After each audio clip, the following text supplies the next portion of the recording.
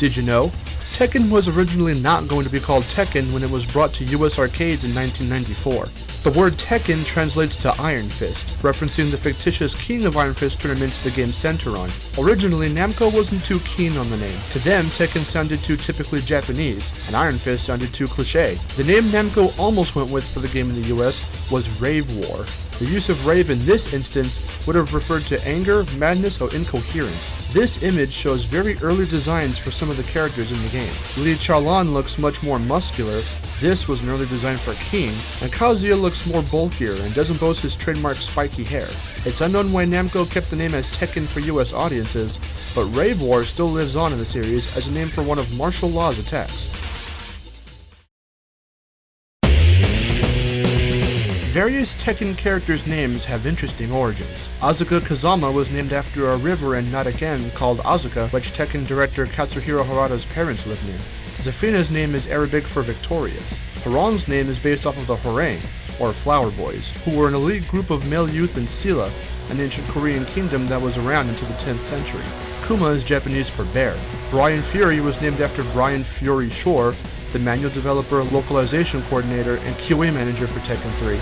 Seeing as Lei Wulong is based off of Jackie Chan, Lei's nickname, Super Cop, is also a reference to Chan, as it's the subtitle of a movie in which he was the main character called Police Story 3. Mokujin's name translates to wooden person, and Eddie Gordo's nickname, Faisca, is Portuguese for spark, which was a nickname capoeira artist Marcelo Pereira gave to a student of his. If you're wondering who Marcelo Pereira is, he was brought to Japan by Namco to have his capoeira moves motion captured for Eddie's, Christie's, and Tiger Jackson's movesets. Also, I think it's cool he and I share the same first name, and Eddie Gordo's one of my favorite characters, so one more reason to love him, I guess. Also, speaking of Christie, according to Namco, her look was based off of former supermodel Tyra Banks. Many characters were removed from the earlier Tekken games, and some were considered for later games but still didn't make the cut. First up, as any Tekken fan would know, Jun Kazama's only appearance in Tekken 3 is in an intro sequence. However, she was meant to be playable at one point. She has her own portrait, but her design, as well as her voice, is ripped straight from Tekken 2. She uses Nina's character model and Jin's moveset strangely. Next is the character Shake, as pronounced by the announcer,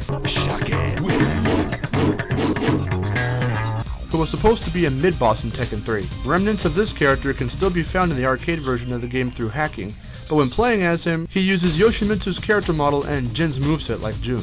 In 2010, Harada revealed in a forum post that Shake was supposed to be a new animal character. Originally, Kuma was planned to use a giant salmon as a weapon, but when that was scrapped, Shake became a joke character that was just the salmon, flopping around on the ground no matter what button you pressed. In Japan, it costs 100 yen for one play, and to avoid players getting angry that they spent 100 yen to play as a useless salmon, Shake was scrapped, though obviously not entirely. In the arcade version of the original Tekken, there's a cut character who was never really meant to be an actual character called Wildcard. He's actually a manifestation of the random select used to determine CPU matches when the cabinet's not in use, and therefore uses Kazuya's model and Yoshimitsu's moveset. Next is Zombie Bride, a character scrapped from Tekken 3 due to difficulty creating a fighting style for a zombie, who was brought up again during development of Tekken 6 as Miguel's dead sister, who would have fought in her tattered wedding dress. But again, the idea was scrapped. There were ideas for a female Tekken Force character to be a playable character in Tekken 5, and was revisited in Tekken 6, but due to making her too sexy and revealing, she wasn't elaborated on much past concept art. Next, there's Ganmi-chan, a teenage sumo wrestler who would have idolized Ganryu. She would have appeared in Tekken Tag Tournament 2, but was scrapped in order to further boost Ganryu's popularity.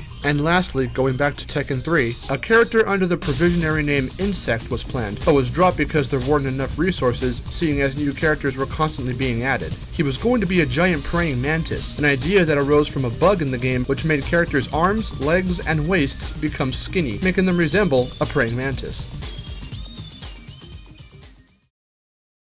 Now time for some general info. Did you know?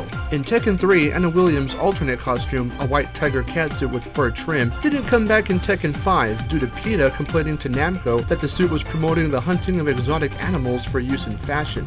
Of all his competitors, Mortal Kombat creator Ed Boon had once said that Tekken was his favorite. Tekken Tag 2 appeared in an arcade in the anime Accel world in episode 21. Likewise, Tekken 3 is shown and even parodied in Simon Pegg's sitcom Spaced in the 7th episode of season 1. Nina Williams wins. Daisy Steiner wins. And lastly, there's a hidden feature in Tekken 2. After every character is unlocked, if you hold down L1 and L2 before the first match in arcade mode, you'll appear as a wireframe model in a first-person display, much like in Punch-Out on the NES. It's unknown why this mode exists, but most speculations lead to the developers simply leaving it in as an Easter egg. Hey guys, Marcelo here. Hope you enjoyed this video, hope it was informative for all you Tekken fans and even non-Tekken fans out there. If you like this video, check out the last Did You Know Gaming fan-made video I did on Pac-Man. Not as visually pleasant, but people liked it nonetheless. Also check out Westside Studios, where I review video games with my pal Weston on a show called Trash Talk. If you want to see some real Did You Know Gaming videos, go ahead and check out their channel. They got some really good ones, like the one on Portal, Crash Bandicoot, Guitar Hero, Skyrim, Banjo-Kazooie, the PlayStation 3. I'm rambling now. Goodbye.